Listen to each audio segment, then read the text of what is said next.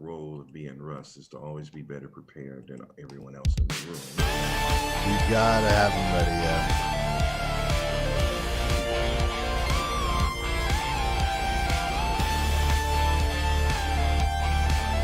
Can't take anything I'm not mad at you at all because I should have been more considerate. And then the whole Easter thing, I didn't even think about that shit. It is Easter today. Hello and welcome to Corner Comics, your mostly weekly comic book reading club. I'm your host, Burkhoff. I'm joined by my friends Walrus and Emmanuel. How you gentlemen doing this weekend, this Easter weekend?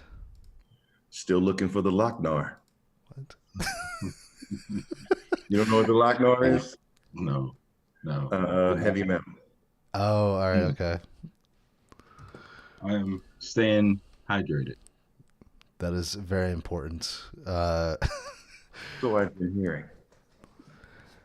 All right. Every week we get together, we share a few issues with each other, and then we talk about those comic issues.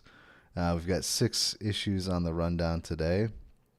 I got too many windows open. I need to minimize some of these so I can go down the comic book reading list here. So I've got 2 issues this week. My 2 issues are The Avengers number 93, and this is from the original run. And my second issue is Usagi Yojimbo Senso, number 1 of 6. Russ, what are your 2 issues this week? I have Joined the Future number 1. Came out this year. It's from Aftershock.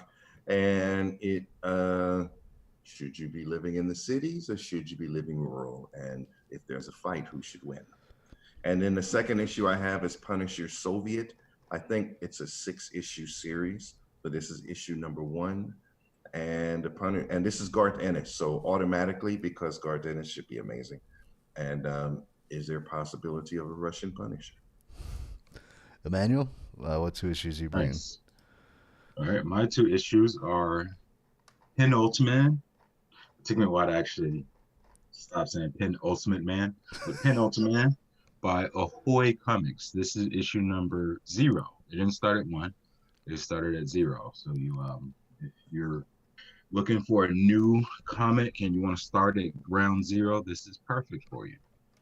The second comic is Actionverse by Action Lab Comics. I do believe this is issue number 1, or I'm sorry, issue number 3. Issue number 3, and this is the 2016 comic.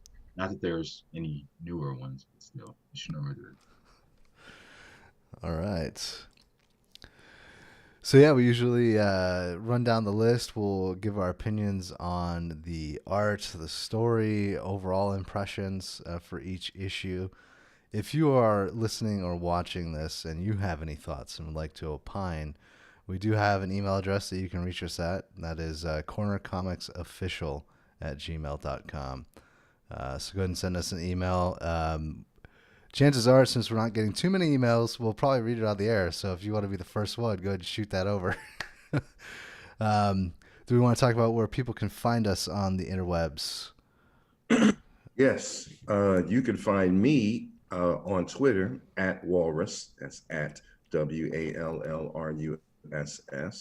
You can also find me at blacksuperherofan.com as well as comiccreatorsofcolor.com.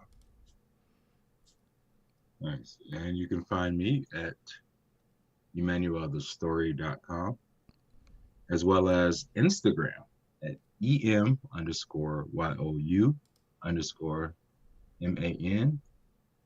Wait, did I misspell my name? I'm sorry. I actually misspelled my own name. That is awesome. All right. EM_MAN_YOU_EL. That's how that guy's name is spelled. All right. I love it. And yeah, let's get into the first issue. So my first issue was Avengers 93.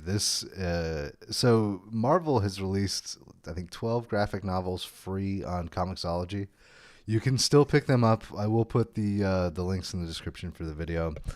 And this was part of the Avengers Kree Skrull War graphic novel or collection that they put out.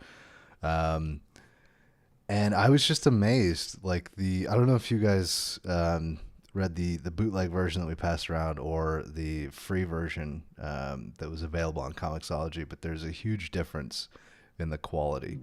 So the one on Comixology is a full like remaster of the original book, and the art is like very clear. The colors pop, and normally a book like this, when I was a kid, probably would have been like, yeah, I don't care, it's old. But going back as an adult and looking at the artwork, I was really impressed. Um, and I think that's probably the main theme of my picks this week is just the artwork. The reason that I picked both the books that I did was because of the style of art. Um, but yeah, this book in particular, it's like classic in the Marvel way. Um, Kind of a cool little story about Ant-Man roaming around inside of Vision's body, and trying to find out what is wrong with him because they think that he might be dead, but they're unsure because he doesn't have the same anatomical makeup as a normal human. Um, and you get a little Marvel history. Ant-Man talks about how Ultron was the one that created Vision, and he was the one that created Ultron, and um, yeah. So, what are your guys' thoughts on this particular issue? And Okay, I'll go. Um, I want to say I kind of remember reading this book. This book is a 1971 book. yeah, Okay. So even I would have to been hella young to have read it, but I might have read it in some treasury edition somewhere.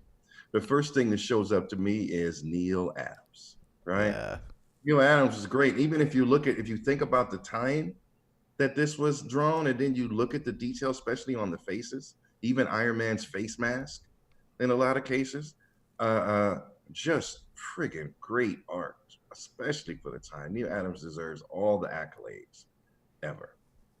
So I was so that was big for me. Then I looked at this whole Ant-Man into Vision's body, and I was like, this also could have been a Justice League movie where the atom went into somebody's body. It's like the same thing. The only thing different, he doesn't have three ants with him, right? But right. everything else, because Ant-Man, the atom is also a scientist and all that. So this could easily have been a DC book for that part. And then I realized after I read all the way through it that not only is the book only 25 cents, but it's a long ass book. They gave you a whole lot of friggin' pages. And dense, like Yeah, the writing right. is, yeah, And so I love the Neil Adams art. You get so much for money. It's like 25 cents, right?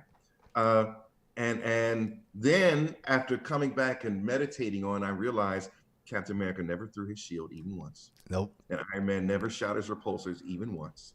It was a whole bunch of dialogue, right? And you had all these people in there. I don't think even Thor even threw his hammer once. He just like saved somebody a couple times or whatever, right? Right. Most of the action came down to Ant-Man and the fake Avengers or whatever, the backup Avengers team.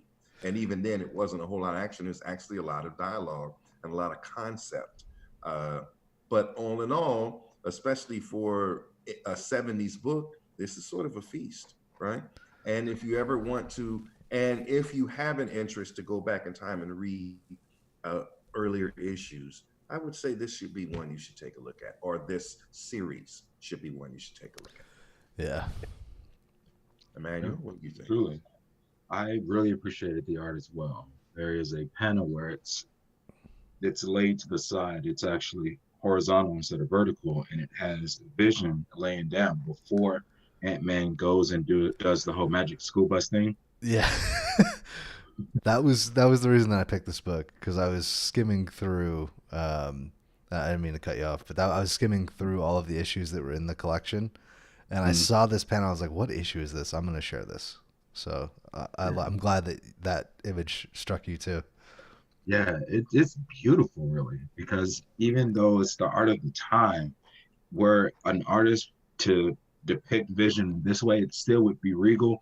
It would be kind of old fashioned, but it would still be great. It would still pop and really, really be good. So I really, really appreciated the art. The dialogue, it wasn't too 70s ish, but you can kind of still tell that this was old school. There's a few memes that I can think of that are very set in the time. Like trying to think of an example where they would just use an old term, an old outdated term that we definitely wouldn't use today. There's plenty of memes out there, so definitely research and look. I failed to get one for now, but yeah, the art, the story, very Magic School Bussy. I really enjoyed the fact that he goes into the body, fights the antigens or the ailments, and then comes out and he's cured. But then also it's like a part two where you see Fantastic Four or a facsimile of the Fantastic Four come in. That was good. Even though that's on the cover, you still I didn't anticipate it because I was still wrapped up in, oh, is Vision okay? All right, Vision's fine. This is going to be the end of it, but then it continues on. Like Russ said, it's very lengthy. It gives you a lot of bang for your buck. If you're buying this comic or even just checking it out for a little bit, you'll see that it is well worth the read. It's verbose, and I typically don't like super wordy comics. That's one of the qualms I have with X-Men. This really worked. This was good. I appreciate it. It wasn't, and not that X-Men does, but it wasn't wordy for wordy's sake. It really captivated me. It was for a reason. So I say thumbs up with this issue. I like it. Awesome. Getting into some of the references, I don't know if you guys noticed, but Ant-Man has some not really internal dialogue. He's talking to himself, but he's talking about EC Comics at one point, and Al Feldman, which is, or Al Feldstein, I believe.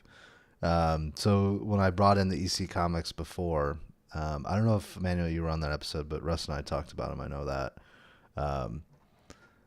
We talked about how EC was the beginning of Tales of the Crypt and all that kind of stuff. I thought it was interesting to go back and read this issue and to see those references.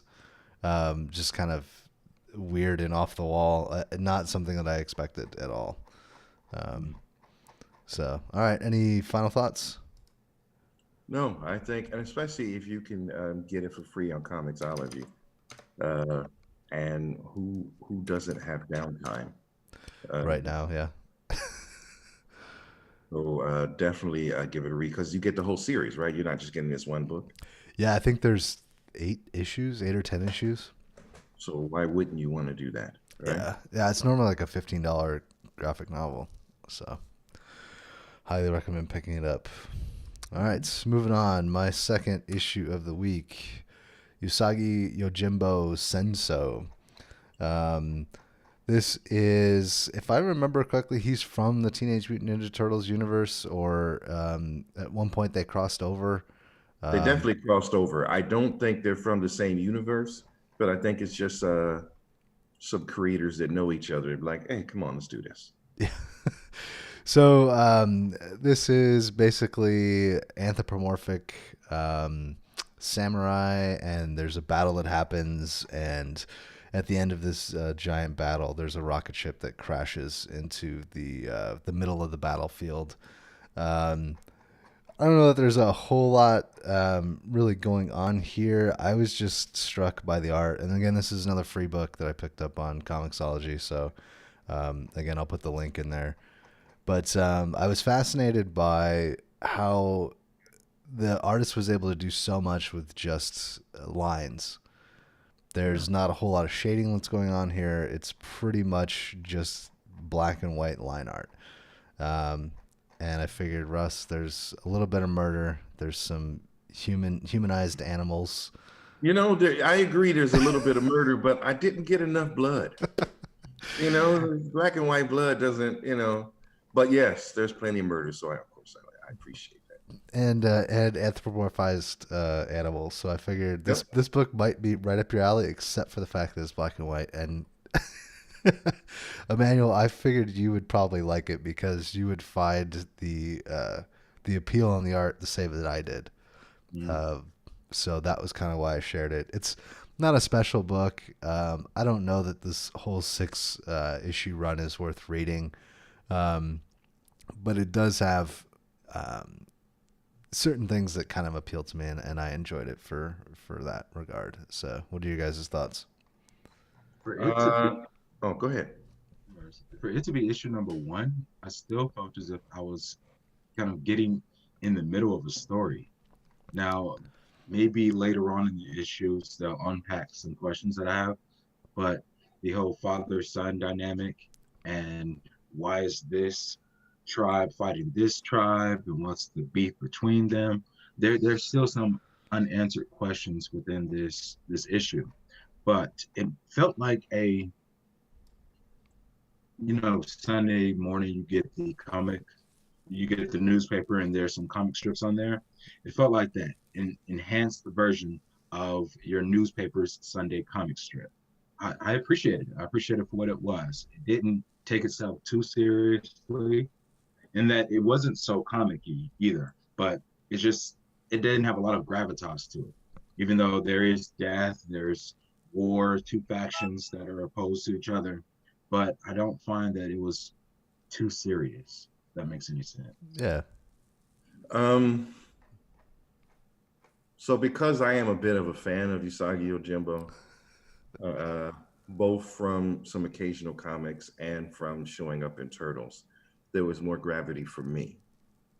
But I think that if you don't know the character, or if you don't have enough there, it's not enough. I'm gonna agree with you that you don't know who to care about, why you should care about them. You really just get bits and pieces in this issue.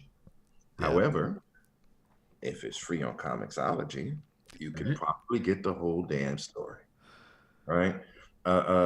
I think of things like Rurouni Kenshin and other things like that when I think of Usagi. This is because remember in the beginning it says it takes place 10 years ago or whatever. Yeah. To whatever the current timeline is, because I see him as this roaming samurai that just sort of fights evil where he finds it, and just embodies honor and all of that. Just happens to be a rabbit, and there are other animals that happen to be, there. So I liked it. It wasn't great. But I do have to give honor to the detail here. If you're doing everything in black and white and that's all you're going to give me, you can't rely on color. When I look at the, I think last couple pages where you have all these bodies sitting there, and he had to draw every single body, then every single position they're in and all of that. What I like about these stories from this artist and this work is that when you have a battle with 70 people on the page, every expression on every animal's or person's face is there and fitting, right? Anytime there's 7 people in there and there's killing, you can look and you can see the guy behind them has the right expression, and to see the guy that's surprised, and you see all of that is very well laid out. It's not a background heavy type of book. Very much the people and the characters that are playing, you might see a hill they're walking up on. But I do like the detail. I do like the attention to detail, then only when it's necessary. Like if it's close up, you get more. If it's farther away, you get just enough. Yeah. So I've kind of always had a place in my heart for this, not to the level of Turtle, certainly, but always that I can stop and read one. And now that I know that this entire series is one of 6 is free, I'm just going to have to go get that one. Yeah, like I was saying with the art, it's interesting how you get so much from just lines. Like there's very little even shading that's going on. It's very just sort of black or line art. So all right, well, any final thoughts? I've always had in the back of my mind that I would read this comic, simply because there's some novelty to a rabbit with a sword. It looks better than a turtle with a sword. Now, the reason why I would fall in love with the Turtles is because of nostalgia, because they have such a great place in my heart and in my life. But if I didn't know anything about TMNT, or the Usagi Yojimbo, and I placed them up against each other, I would much rather go for the rabbit than the turtle, just off of just optics alone. Okay, So thank you for giving me the opportunity to read this. This is good. for sure. All right, Russ, your first book. Okay, my first book is Join the Future. And it starts off with saying how amazing the future is and can be for you in this city. And then you get later on, you see what it's like to not be in the city. And then the plot continues. So before I give away anything, and the thing about Aftershock Comics, they always do some post-apocalyptic stuff. They always like, you know what I mean? It's like that's the only thing they do. If you have a post-apocalyptic story, go to Aftershock. You will get you a copy. Okay. But anyway, it's called Join the Future. What do you guys think? Yeah, so Aftershock for me has become the Twilight Zone of comic books. Like everything that they put out feels like it could be a Twilight Zone episode of some sort. This particular issue, I think, does a lot to look at the dichotomy between rural life and city life, and I think that it actually has a pretty strong commentary on sort of what has divided our country, I would say, in the last 6 years. And, maybe one of the reasons that we have the current president that we do, because you have, I don't know, sort of what they call like the coastal elites. These people that live in cities that are on the coast, and then you have the rest of the country that exists on the inside. And most of our country is this, this rural existence, or smaller cities and towns, and not, the LAs and the Chicagos and the New Yorks. And there is a very different perspective that people take when you do sort of exist in that. And so this comic, I think, plays directly to those notions. And yeah, it's just kind of striking. It's interesting to say that it's post-apocalyptic because you do have this sort of utopia society. But what is that? Where's the silver lining? Yeah, I'm really curious to see where this goes and sort of what happens with these characters, and it'll be interesting to see. But yeah, thanks for bringing this in, because this is, I think, asks a lot of questions that normal comics don't necessarily. It requires you to think and really have different emotions that aren't always at the forefront. So yeah, those are my thoughts. What you think of the art? I thought the artwork was good. It's clean.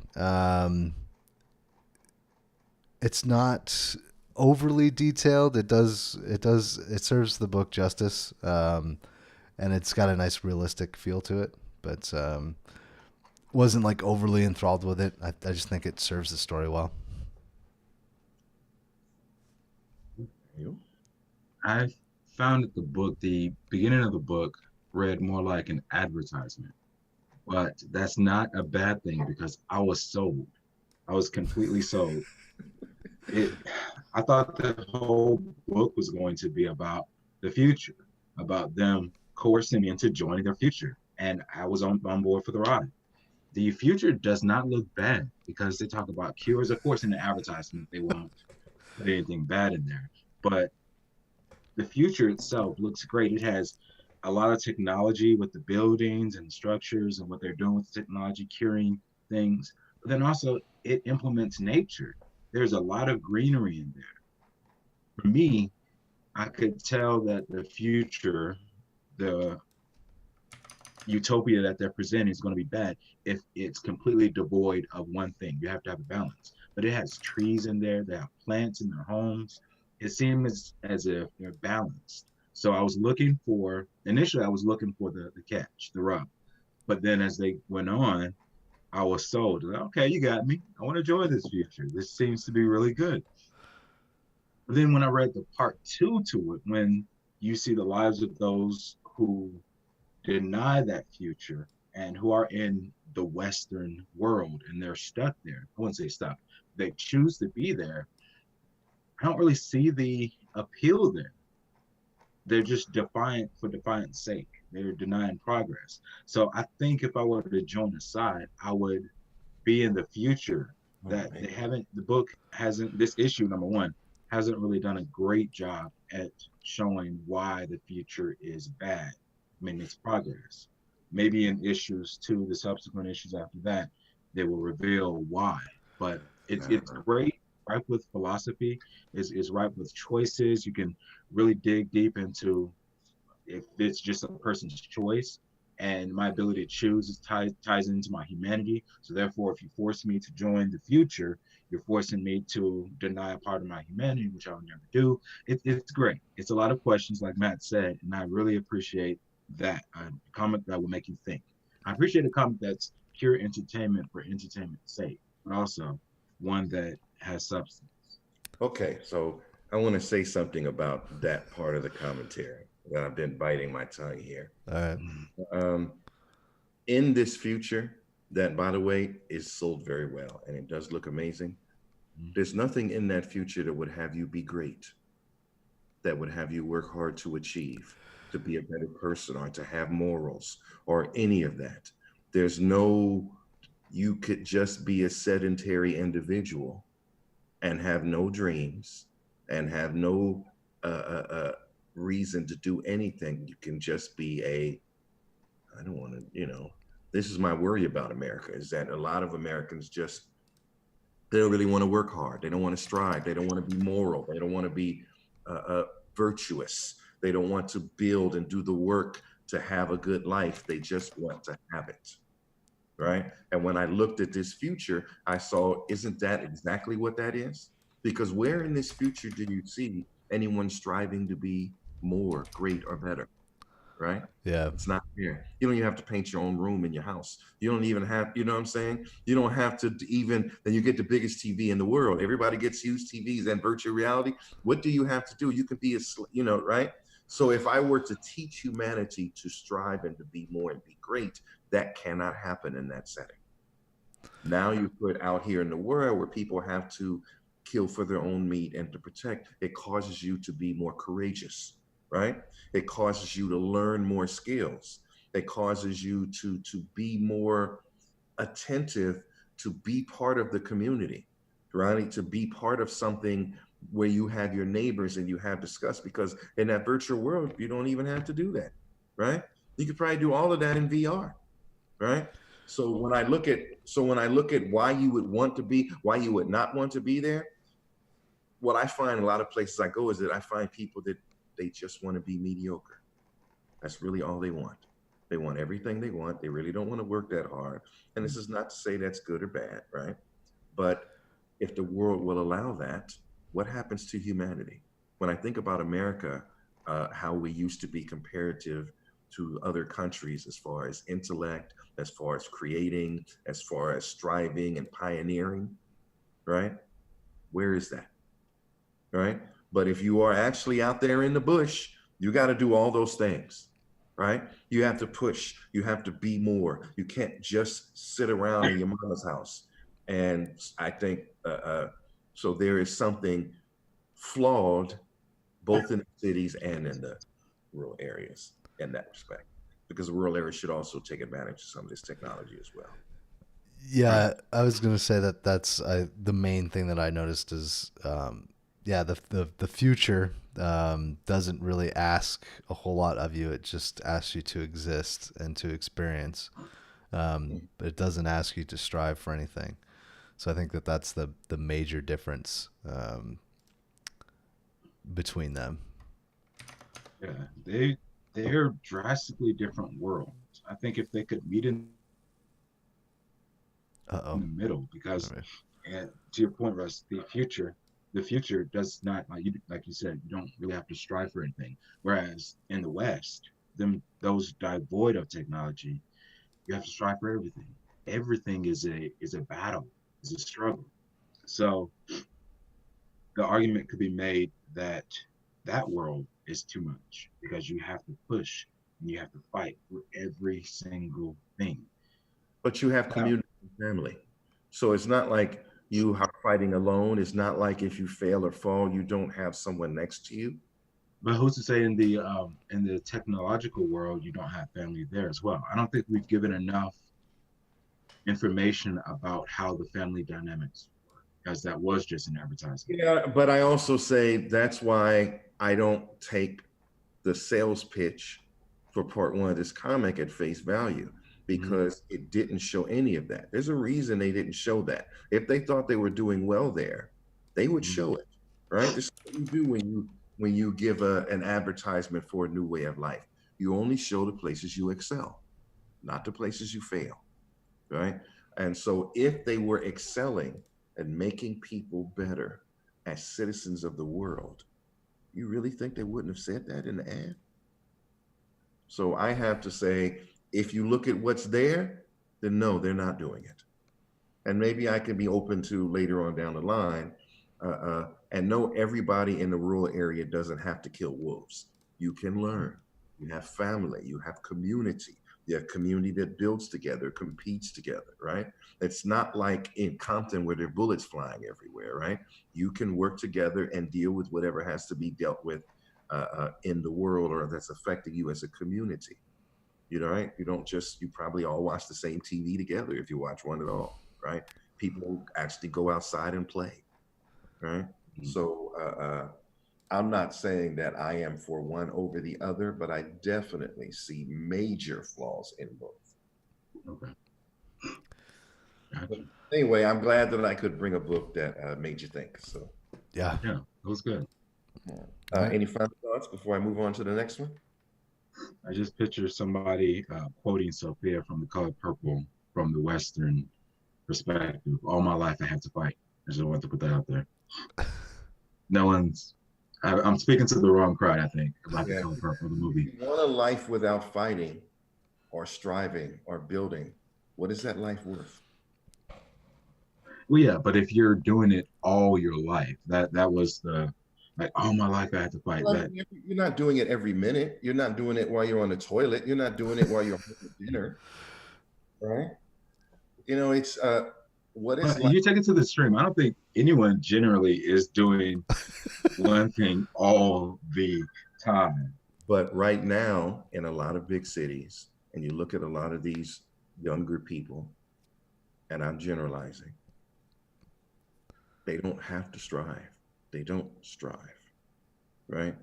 I know from where I came up, and I know from some of your background that striving made you have a different conversation about what you've earned.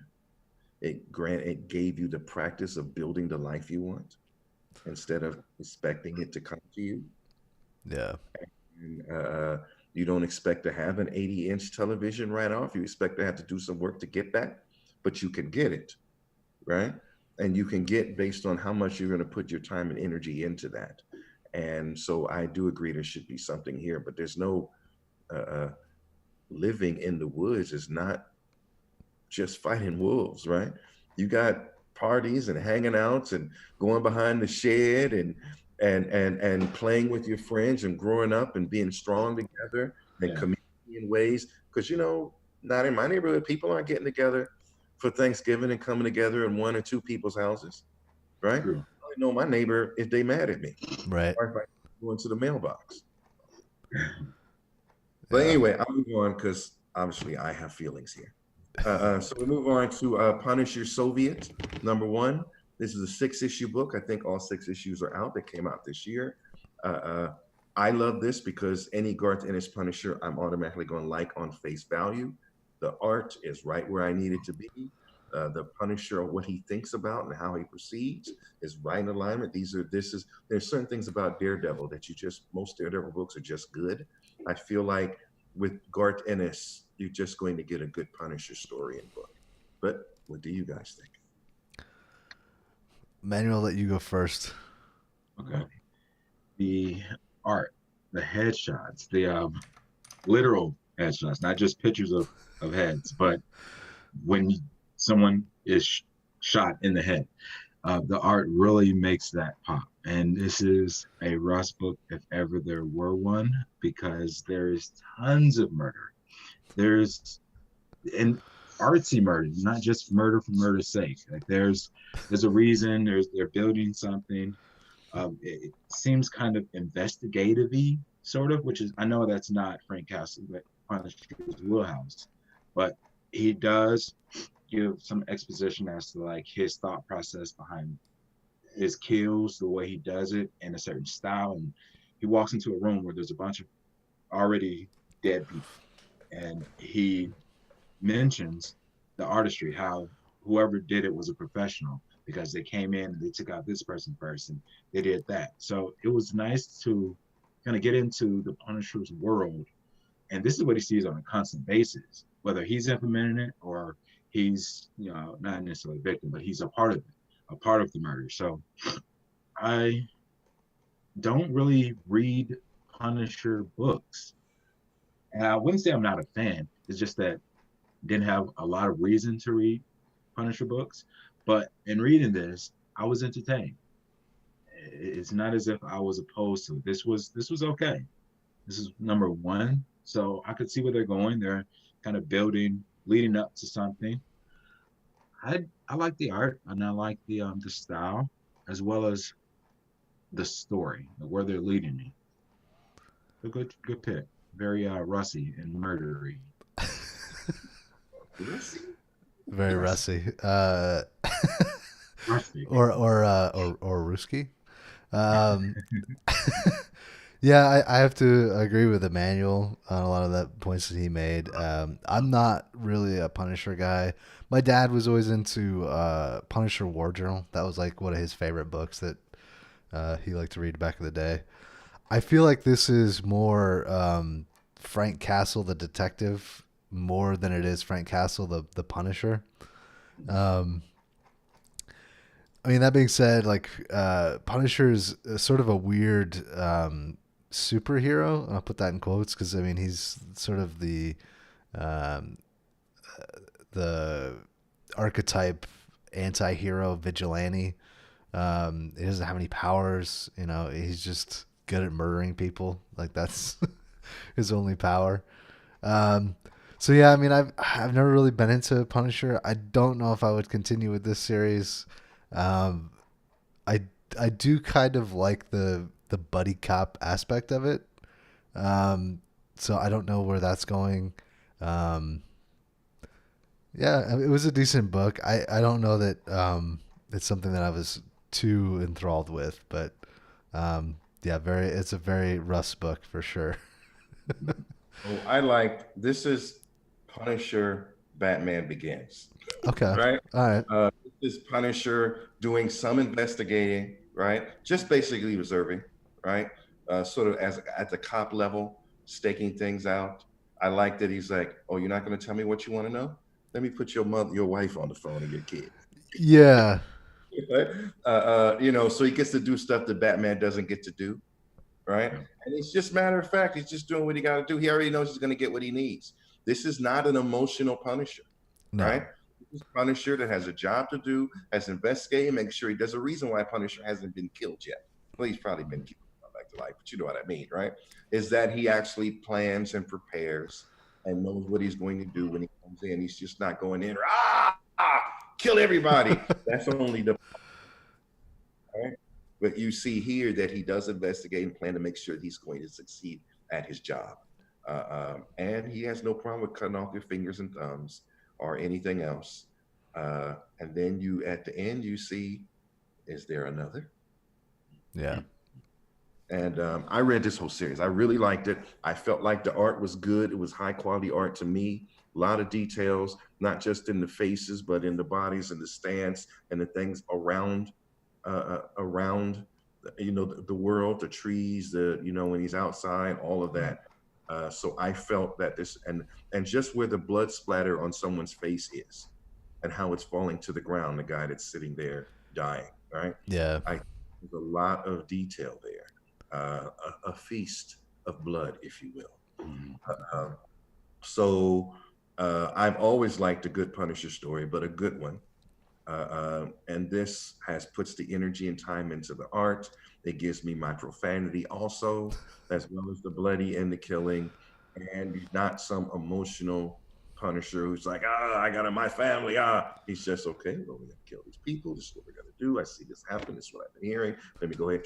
Okay, this person's dead. This person's dead. Oh, someone beat me here. And you know what I'm saying? Just calm and cool, let you know what's popping, right? But when he got a murder, he can just go shoot somebody by, he get it done. There's no, I like that. I'm like, that's the kind of Punisher I can get with, right? I don't want to see Punisher going through some emotional, I don't know if I should be doing this, and I might be doing like the Punisher series, because I just finished the Punisher series on Netflix, right?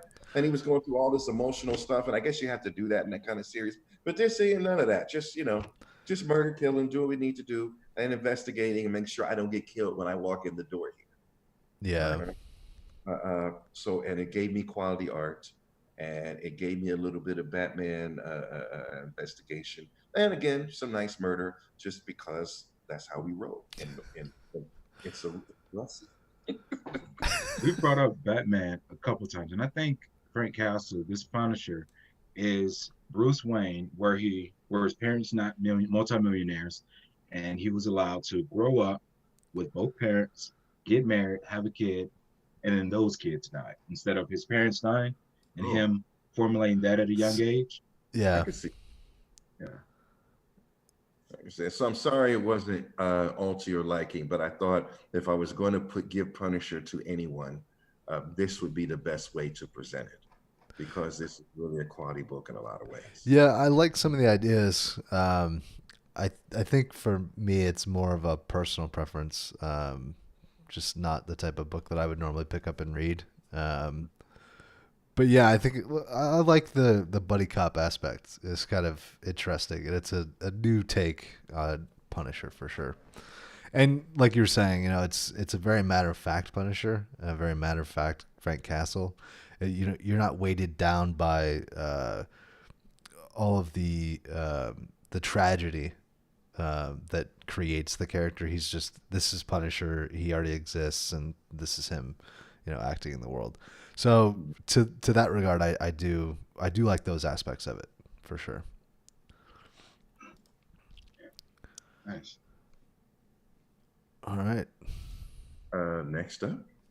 All right. Next up is Penultimate Ahoy Comics, and let me go to the artists here. Alan Robinson is doing the art, and Tom Payer is the storyman. This comic actually caught my eye because it is like the whole Superman style-ish. The mindset behind a regular guy trying to do, well, more Shazam. Regular guy trying to do what's right, regular guy, I'm sorry, and then he transforms into this Superman. And it's kind of corny, but let me know what you guys thought. I love that all three of us already knew about this book, and it's just this weird off the wall. Like, I don't think I've ever read anything by Ahoy Comics. I think I stumbled upon this because it was free on Comixology, and I was like, yeah, this looks interesting because it's kind of a Superman style book. I love it. I love the art. I love that it is has a sort of cartoony style to it. And it is a little bit stylized, but not too much. It's very interesting that it's Superman, but he's sent back in the past rather than coming from another planet. So that's interesting. But his power set is more like you were saying, like Shazam, where he can kind of do whatever. He blows up the Robo Bowl and then turns the sparks into cotton candy, I guess, or like ice cream or something. I don't know. The kids are like, he's like, you can stick your tongue out and catch the flakes, and the kids are like, it's cool and sweet.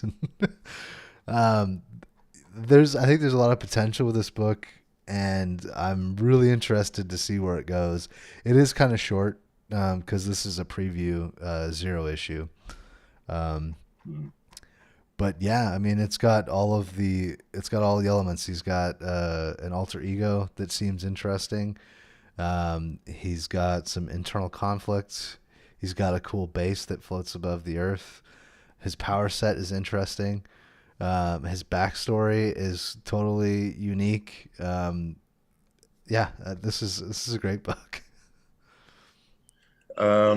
Yeah, so I saw it too, and I put it on because I have a list of books in case situations like this and I don't have another book. So it was on my list. So now, thanks to some people, I found a book to share with you guys later.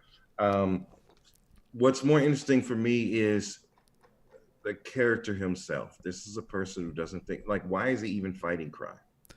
Why is he doing any of this? He doesn't have a friggin' reason. He's just lost, little boy, man. No real tragedy other than my people don't love me. Yeah. Oh, my people don't love me. They think I'm ugly and stupid. Then they sent me away. And, like, so I don't know if this is a character that I'm ultimately going to like because he's got to have something to make him do this, right? Everyone has some kind of, well, who doesn't have tragedy to move them forward, right? And I feel like he doesn't have enough to move me forward. That being said, I'm still interested, right? I do like the power set. I do like the art. And it was short. I felt like I needed more. Maybe that would have given me that little extra piece I need. Like I would not have paid for this book, certainly at what I don't know how many few pages there actually are. But I enjoyed it. I enjoyed the art. I enjoyed the concept. I enjoy the possibility. Will I buy the book for $4? I don't know. We have to wait. I will. Issue 1, if I can find it in my comic shop, yeah, I'm buying it for $4. Absolutely. Is it 4 or is it 5 now? It depends on the publisher. Yeah. Some issue number ones are $4.99. Some issue number ones are $3.99. But yeah, I'm totally gonna buy this book. Okay. Wow. That's strong because I don't really see you buying anything Superman-esque. Well, like I said, it's unique. The fact that he's going backwards in time, like you said, he's just not loved by his people, which is a weird concept. I don't know. There was something, I guess, intangible about the quality. Um, it just has that vibe, I guess, that I really like. A combination of the way that the comic is scripted and the art and the way everything's laid out. Yeah, it just struck me as really fun. And I think it'd be a cool number one to have in my collection. All right. The Strong. Guardians.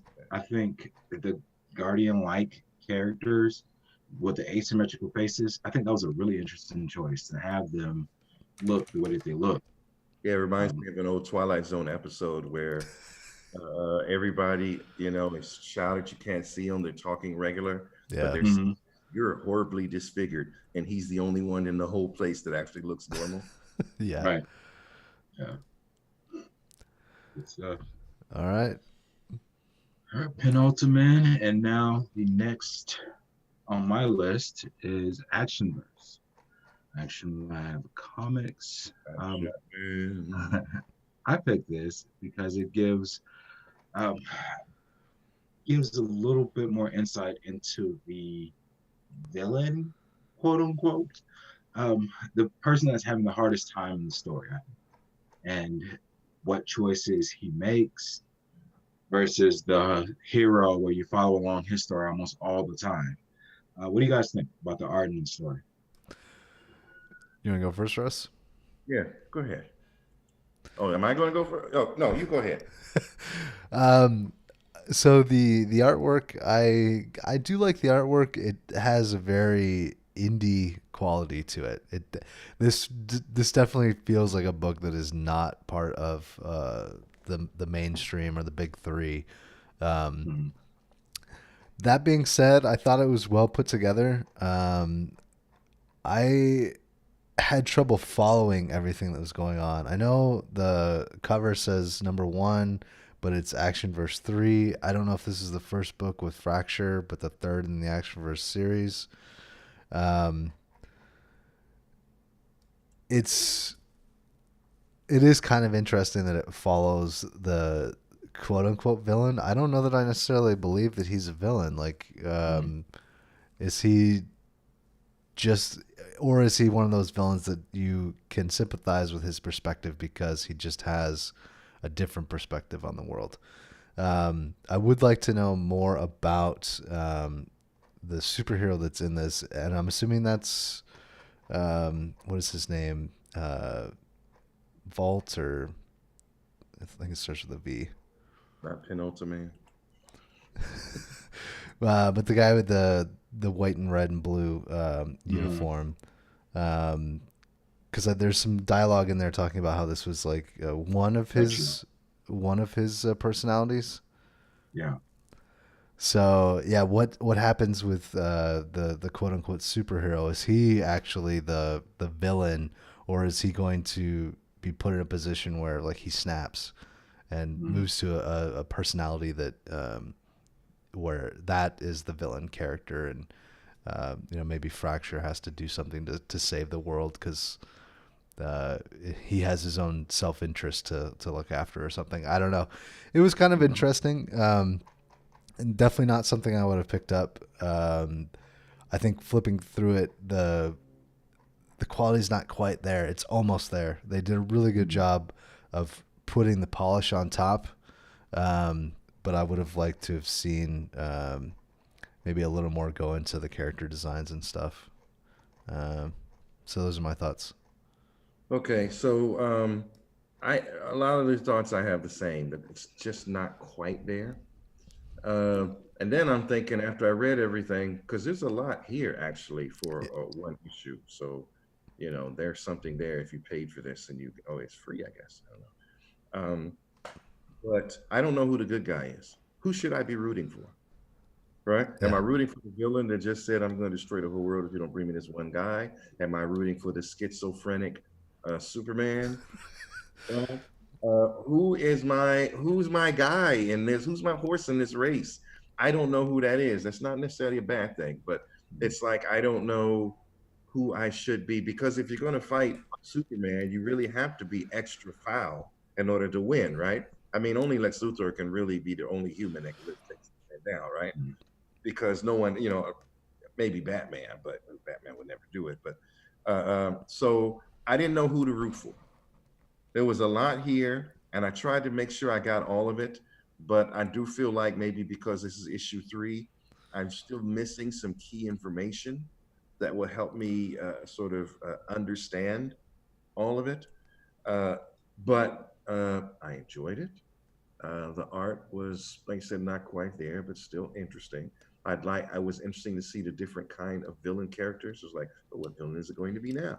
But oh, and he touches you and you go crazy. Okay, there's another villain, right? And it was interesting to see that. And on the face of it, if I didn't already know that the good guy was schizophrenic, I might not have doubted him as much as I now do because of that one statement early on. Well, I would like to posit. Okay, Is he though? Because this is from the villain's perspective, and the villain is saying this. So is he schizophrenic? Okay, or is that just the perception if I that only he has go of by, him? if I only go by what I see in the comic, he's not a straight up good guy. He's like, oh, I just caught 3 of these muggers, whatever. Where should I put this bus if you guys were doing your job? You know what I mean? Yeah, I was gonna point out there's something raw, a little rough about him. You expect me to just say take him as a good guy, because really I'd only be doing it because of his power set, right? Because usually people who have these particular powers are the good guy in the comic, right? But if you listen to his word choice and what he says and what doesn't, he doesn't, like if this was Superman went to another world, he would have went around as Clark Kent to see what the world was like first, right? Right, he wouldn't just be walking around grabbing people. Hey, you guys not doing your job. That's very Batman-esque, right? Which already we know Batman is crazy. So I think this guy is definitely something is missing, one of the tools in his tool belt is out of alignment. But is he schizophrenic? Maybe not. Maybe he appears that way, but there's certainly something that would make you think there's more going on here than that.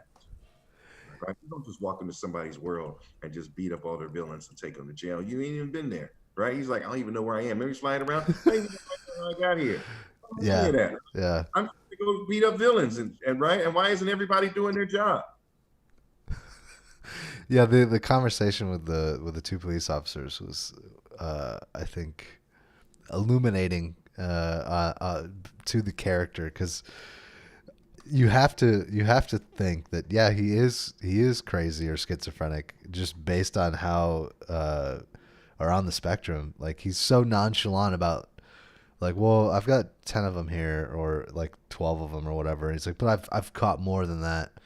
And the cops are like, well, where are they? Well, it doesn't matter. I took care of them, like, what? Yeah, exactly. Yeah, it's very sort of off the wall. Yeah, it was a good pick, though. Yeah, I think it's a good pick. It is something I probably would not have read. Yeah. So good pick for that alone. And I am a little curious, right? So I don't know if I'm going to buy $5 worth of books, but if it shows up on Spotify or Comixology, who's to say I won't read it? Yeah, for sure. All right, so those are the 6 books of the week. Do we want to get into some of the links that we have here in the roundtable at the end of the show notes? Okay, if we have time. Yeah, I think we got a few minutes. Okay. So we've been talking a lot about how all of the publishers are giving us free books. Aftershock, a page a day for 4 different books. Looks like they've got going on right now. If you were interested in any, well, I guess Animosity is the only one we've really talked about on the show, but if you're interested in any of the Aftershock stuff, 4 number 1 issues, Animosity, which is a book we talked about a couple of months ago, I think it was. I think so. I think almost the entire comic is available on their website, a page a day. And so you can read through that. Jonathan Hickman, he's got a comics humble bundle going on. Are you a Hickman guy, man? Well, with New X-Men, yeah. I haven't read all of his Avengers stuff. I know that was a lot of people really have said, like, Hickman Avengers is something you have to read. What is all included in this bundle? Probably not what you're used to. It looks like a lot of it might be sort of creator owned. Okay. But if you read the writer, right? And it's a humble bundle, right? So you don't have to, you can get the dollar level of the bundle, right? Yeah. Just those books, right? And then if you want to read more, or because you can come back in humble bundle, right? You can get the dollar level. I think they give you quite a few books for $1. 1, 2, 3, 8, 9 books for $1. East West, I've heard good things about. And then if you like his writing, then you get more, right? But East of West, I've heard a lot of good things about. And even the maximum price you would ever pay here is $15. And you're going to get, what, 30, 40 books, right? Entire series, entire runs of graphic novel level stuff. And I think that if you like Jonathan Hickman's writing, or you are curious, this might be the place to do it. They're all image books in this case, though. Okay, that makes sense. Beautiful. All right, and then you posted this article from CBR. I think, like, this was one of the first things you dropped in there, because we had talked about this a week or 2 ago. Mm-hmm. So how Dr. Doom's teenage daughter saved the Fantastic Four. Before Valeria Richards, there was Dr. Doom's teenage daughter, Valeria. Valeria. And the Fantastic Four wouldn't be alive without her. So yeah, So in the deal is this, because I tried to talk about it when we were talking about it before. So basically, this is Valeria Richards from the future, right? Okay. Calls herself Valeria Von Doom uh, because Doom helped raise her or whatever, right? She still has the same, but she has some magic, she has some armor, and she also has the same powers as her mother, right? Okay. And she's got Doom sensibility. So all in all, that makes her pretty awesome, right? Hmm. And so she shows up from either a parallel universe or from a possible future, and she saves the Fantastic Four. I think in the end, what ends up happening is that she is merged with the younger version of herself currently in 616. Okay. So this makes me think why Valeria should actually have powers. Maybe she's just too young for her mutant powers to actually kick in. All right. All right. But imagine who she could be. Imagine Valeria could be with the intellect of her father, with the power of her mother, and with the sensibilities of Doctor Doom. That's just a great character all around. Oh Uh, yeah. and remember, it is Doom who named that girl Valeria in the first place because he saved Susan Richards. So it was always Doom, right? Even in the other Right. book we're reading, Valeria and Doom are ace. They're homies. They ain't gonna never have beef with each other, right? This Yeah. respect, intellect respect, all of that, right? He doesn't. You know how Doom most people talks to people like you exist only because to serve me or in my way, right? He treats her like not coddling her, right?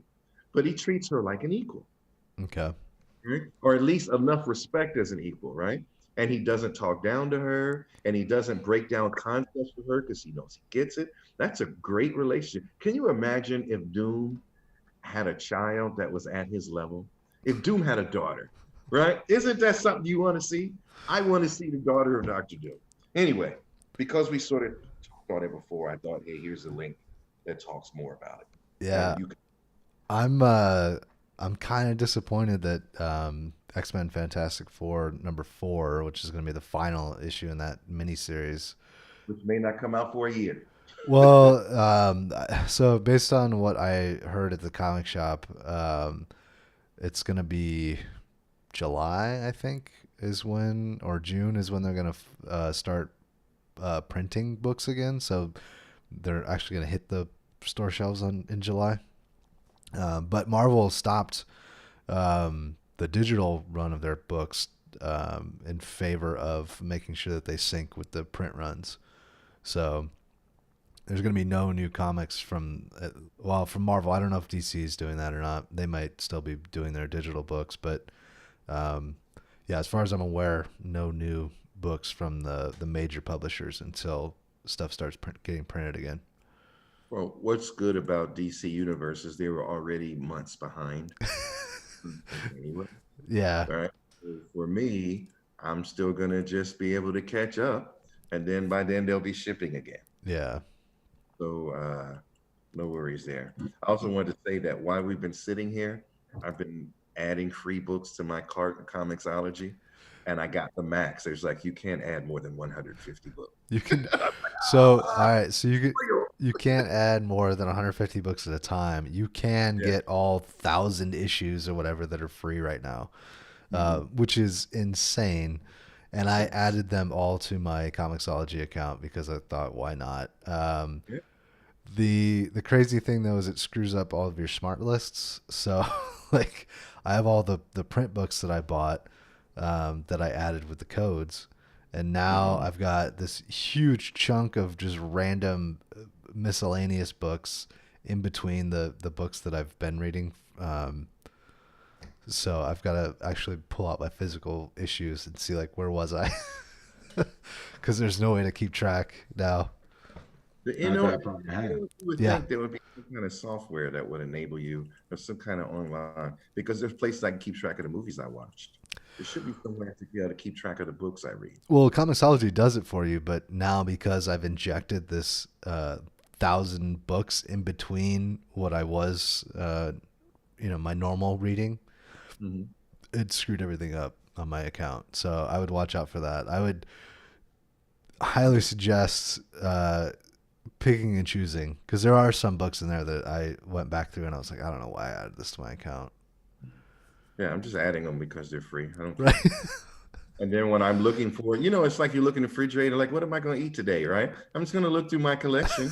Like, oh, that looks interesting. The Misadventures of Adam West. Okay, let me go see what that's about, right? Right.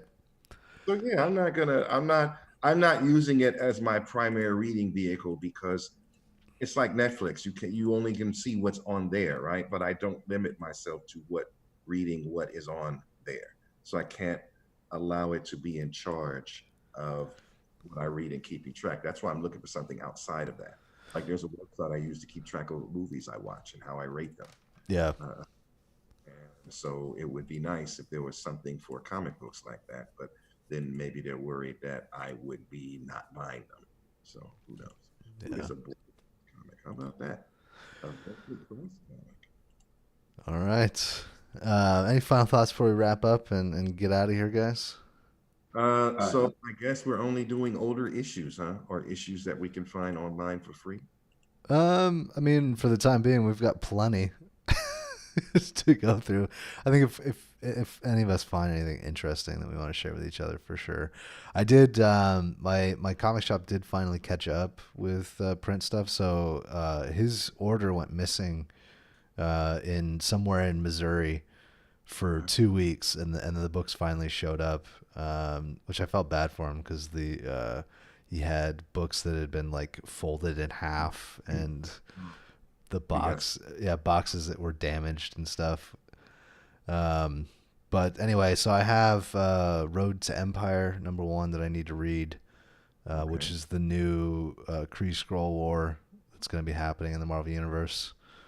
And so, yeah, some other stuff that's more. I'm gonna have to go. So I'm gonna have to dig deeper in my usual underground areas. So yeah. Before we go, when I was talking about old-fashioned slang in the 70s, I've actually found some. I just wanted to kind of illuminate what I was telling you about before. Okay. Marvel's so old to where the term solid dick was slang for straight talk. It was slang for like just really solid talk. Yeah. So there is that was before my time. They weren't doing that a lot of time.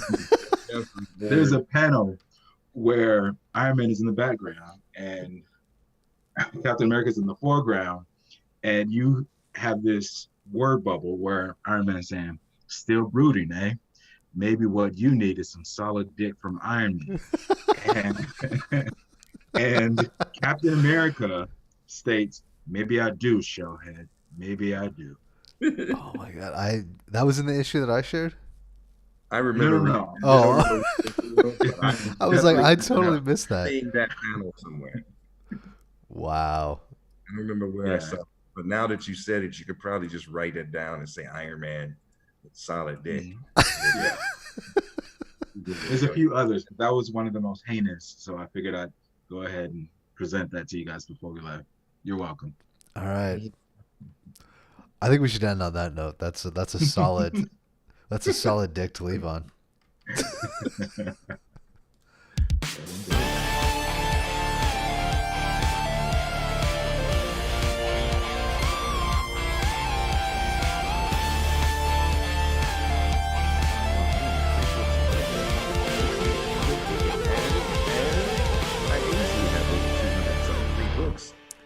Oh, and shout out to Splash Page Comics for joining us this week. I appreciate it.